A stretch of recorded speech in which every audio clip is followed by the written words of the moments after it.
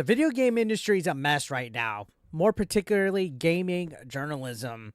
It's like these guys love to have bad publicity. I literally cannot think of anything in recent times where I was like, wow, that gaming journalist did something good for the gaming industry. The other day we talked about Sweet Baby Inc. The developers for Black Myth Wukong came out and said they were being extorted or attempted to be extorted by Sweet Baby Inc. for $7 million to comply with their DEI efforts. That if they didn't say, okay, you guys could come in and change some things and make the game woke, they were going to be having hit pieces made on them. And we touched on one important hit piece. This was the one made by IGN, most notably by Rebecca Valentine, who sounds like I guess, Nickelodeon's Doug character. Rebecca Valentine. Anyways, this was the article she made a year ago, saying how Black Myth Wukong developers' history of sexism is complicating its journey to the West.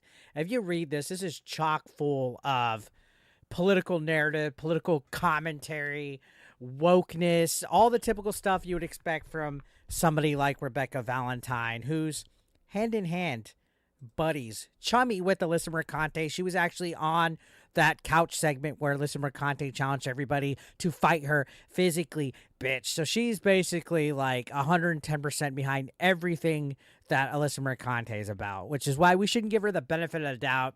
She's been getting flamed to the point where Rebecca Valentine is now hiding behind the classic tweets are protected. And we talked about this just the other day.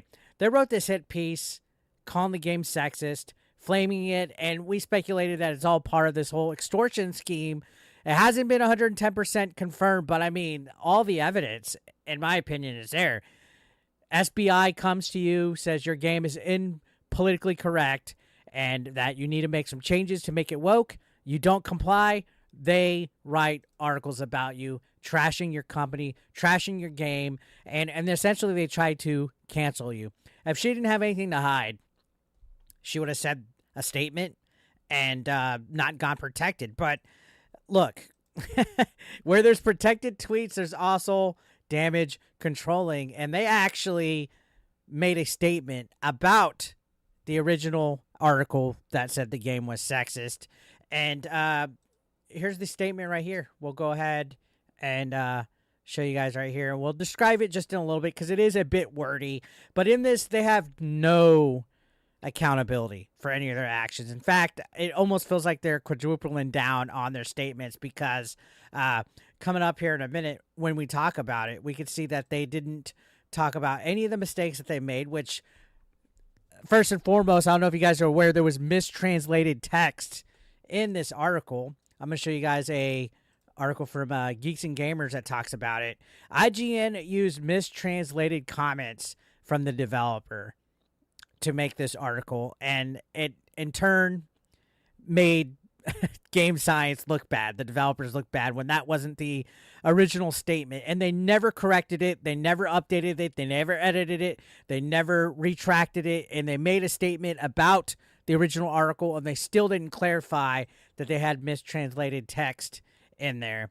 And this is why IGN's a problem. IGN's just a mess. They have no journalistic integrity. On top of all the stuff that we've seen already between Kotaku and other news outlets, they're being called out for it. And it's funny that Rebecca Valentine is under protected tweets now, because you can see even Grum said after that mishandled translation debacle on Black Myth Wukong hit piece, IGN needs to issue a retraction and apology along with the authors who smeared them.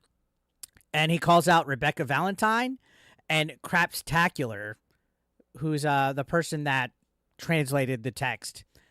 If you're a professional outlet, can you please tell me why in the bloody hell would you use somebody that has a Twitter handle called Crapstacular? If I was IGN, I'd be like, I'm not using that guy. Look at his stupid fucking Twitter handle. Crapstacular. That should tell you the level of professionalism this guy has. But yeah, this is Grum's calling for them to essentially hold themselves accountable and admit that they completely mistranslated everything about this whole situation right here. Everything was taken out of context in the wrong manner, And it again, like I said, it was a hit piece, and that's why I believe, or why I'm inclined to believe, that Sweet Baby Inc. is definitely behind an extortion plot. That they would tell somebody to to pay up or suffer the consequences. Now, even Community Notes got them, by the way. You can see right here, IGN posted, indie souls like Black Myth Wukong has seen widespread acclaim since its reveal, but the studio behind it, Game Science, has long been plagued with accusations of sexism that reflect wider issues in the Chinese games industry. And I hate that. It's like that babble speech that these guys have, like, plagued, accusations, reflect wider issues. They always have to have, like, this weird, I guess, IntelliSpeak that they try to have. But anyways, Community Notes fucked them up to the point where only accounts IGN mentioned can reply. That's how you know. Like okay, so Rebecca Valentine goes in protected tweets. Craptacular has gone in protected tweets, by the way, as well. And they're just hiding. These guys are just hiding. Only accounts that IGN mentions can reply. But anyways, let's look at Community Notes real quick. It says the sexist quotes shown in the article are poorly translated. Accurate translations show the statements being vulgar, but definitely not sexist. IGN reporting on these fallacious, I can't speak. I have that frog mouth sometimes with the tongue. Unverified claims as though their fact is yellow journalism, which CNs were made to combat. So, Community Notes did their part. Congrats, Community Notes. Gosh, you just gotta love the Community Notes. Calling it all out here, ladies and gentlemen. And yeah, Craptacular, just for FYI, has gone protected tweets. So if they weren't in the wrong at all, if they weren't in the wrong, sure, yeah, they're getting backlash. But what are they hiding? This is what they do, guys. They fuck up, and instead of admitting they were wrong, instead of issuing a statement that's properly holding themselves accountable, they double down with a statement that we're about to read, and then both of the people go protected. Coward stuff. Yellow journalism is a appropriate description for what this is. So, yeah, all this is just adding up, ladies and gentlemen. So, check this out. Here's another thing that got revealed. And Grum's, man, you know, I did a video on Grum's a while back about how his take on the title screen for Starfield was lazy and terrible, because he said the title screen being minimalistic means the game's going to be bad. And I said it was a terrible take. But he does God's work on Twitter when it comes to calling out all these companies that lack integrity, and all these journalists that lack integrity. I have nothing against Grum's, just an opinion piece, by the way. But you can see he says, it appears that IGN never paid for the mistranslated text used to slander Black Myth Wukong. While translator and co-author Craptacular has gone protected, other journalists are still responding to his tweets where it seems he complains of not being paid by IGN. So they didn't pay him. Do you get what you pay for? I think that's what Smash JT says right there on the right. Yeah, he says it right above my head right here. You get what you pay for. So all these journalists are basically saying he didn't get paid and stuff like that. So I don't know. That's just kind of, I doubt. I know IGN's a mess, but I doubt that IGN didn't pay their translator. Now, all this stuff, all these, you know, articles where you're writing calling the game sexist, and, you know, you get all these writers like Rebecca Valentine right here. So here's her profile on IGN. By the way, this is not doxing. This is all public information. Bay Area, California, checks out. You know, Nose Ring Mafia, checks out. Pronouns in bio, checks out. You know, like, there's all these common things, man.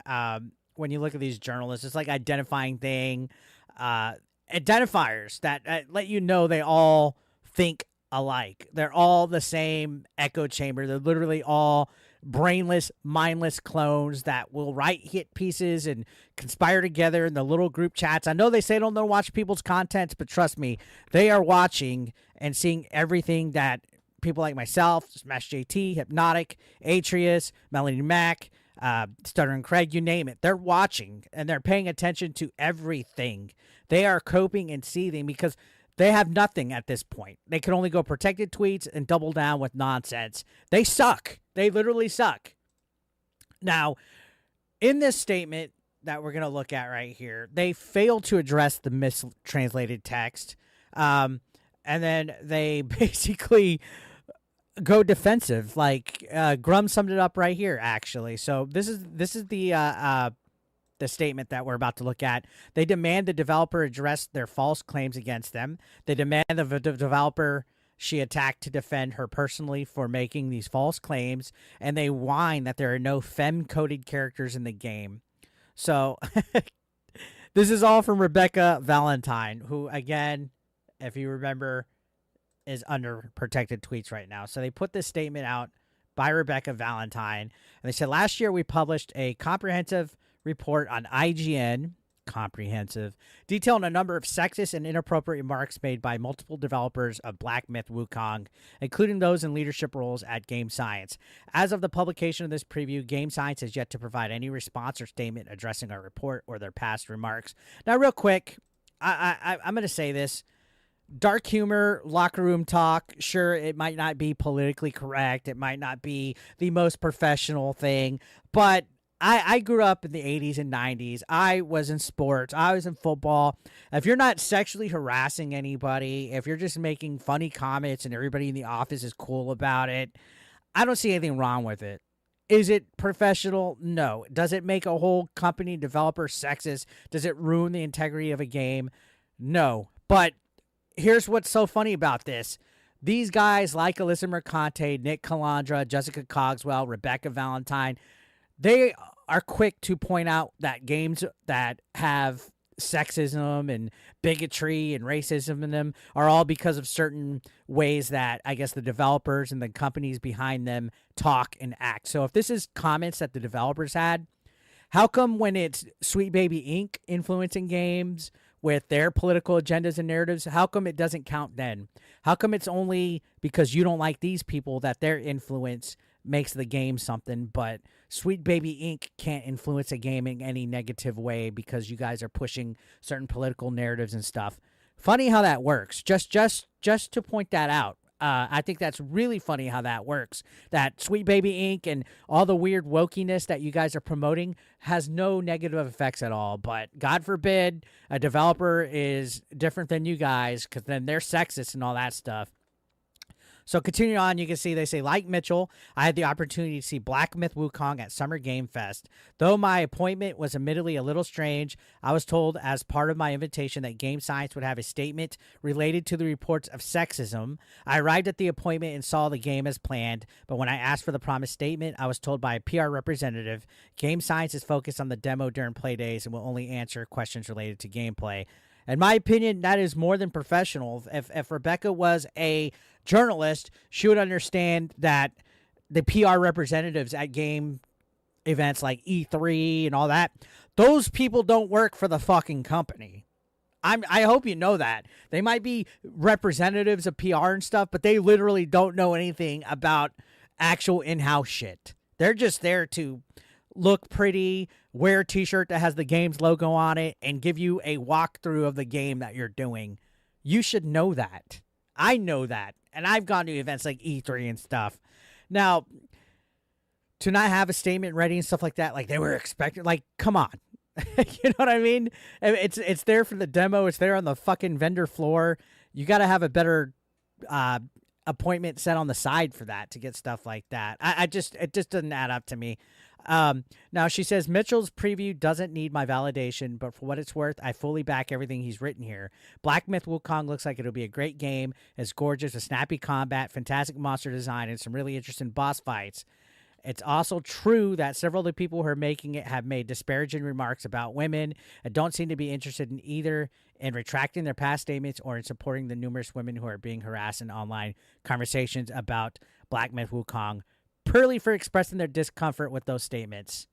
Both of these ideas can exist simultaneously. What audience want to do about this conflict, it's ultimately their choice. Now, real quick, again, I'm not trying to sound insensitive here, but if I make a comment, if I say something, those opinions and ideas are expressively written as my own. Isn't that what you guys put in your bios besides Free Palestine and the Ukraine flag and pronouns? You put opinions are my own. How come it reflects on the whole entire development company when it's something that you're labeling as sexist? That makes no sense at all. If it's not you and your ilk, like y'all like to say about people you don't like making opinions, then it reflects a whole entire company. I don't think that's the way it works, sister. If somebody or a handful of people at Game Science make sexist statements or disparaging remarks, as you like to label them, that doesn't reflect the views of a whole company. And it's funny that you guys pick and choose, because I even saw the fucking CEO of Epic Games yesterday say that they don't believe in cancel culture and all this crap, which we're going to talk about that in a separate video, but that, you know, people have the right to their opinion at the same time. It's only allowed, though, when it's in your guys' echo chamber. I didn't even give that justice. But my point is that Rebecca Valentine and her ilk could say whatever the fuck they want, and it's their opinion only and not their company's. It's not Kotaku's. It's not IGN's. But God forbid a developer says a joke that, you know, doesn't hurt anybody, and it reflects on everything, and you make it the point of your statement to where you're like, oh, yeah, but I was right. Like, you're doubling down. You're scum. Now, she says, one last note, I didn't see any women or femme-coded characters in the demo, and I was able to confirm from Game Science that there were none present in the section of the game presented to the press. There will be women in the final game, but for now it's impossible to really comment on whether or not Game Science developers express beliefs permeate Black Myth Wukong in a meaningful way. She's bitching about femme-coded or female characters in a game. It's a Chinese game. It's people from China. They're not Western influenced. You can't put your woke bullshit in their video games. And even then, who gives a fuck if it's a male-dominated game? Yeah, maybe it was a small segment where there was no females in that section of the game. But even then, I don't care what gender of a character I'm playing in a video game. I heard Vera Dark say it in her video talking about this. How narcissistic, as my tongue can't move, because I just can't comprehend the logic behind this. How narcissistic must you be to where when you're watching a movie, a TV show, or playing a fucking video game, you have to see yourself in that character? Like, to me, that's borderline autistic. like, oh, I'm playing this game. I have to see myself in this character, or it's not a good game at all, and I'm not represented, and this game ain't diverse enough. Like, get over yourself. I don't need to see me in the character. Like, I don't see myself in Kratos. I don't see myself in Ryu or Link or Super Mario even though we're short and chubby and have facial hair. I don't need to see myself represented in everything that I fucking play. That's being a narcissist. And to sit there and complain, oh, there's no females, fuck off. You're just looking for shit at this point. You're a fucking joke. Like, Jesus Christ. I would not want to fucking be your husband or boyfriend. Imagine the fucking bitching that you would hear constantly. So yeah, that statement is just crap. And people are getting tired of this, guys, to the point where you can actually see that Black Myth Wukong has went all the way to #1 on most wished listed upcoming games on Steam, beating out Silksong, beating out fucking Ark 2, Monster Hunter Wilds by like 5 times. Monster Hunter Wilds is only on 82,606 wish list following, and fucking Black Myth has over 472,000. So this proves to you, these guys doubling down, these guys making up nonsense about video games, trying to cancel them, it will always backfire. This is like the Streisand effect. This is like what happened with Hogwarts Legacy. It will always backfire on these people. People don't like cancel culture. People, you know, these people like Rebecca Valentine and Kotaku and all these wokies, they like to think that they're changing stuff for the better. They like to think that they are actually making a difference when nothing is working.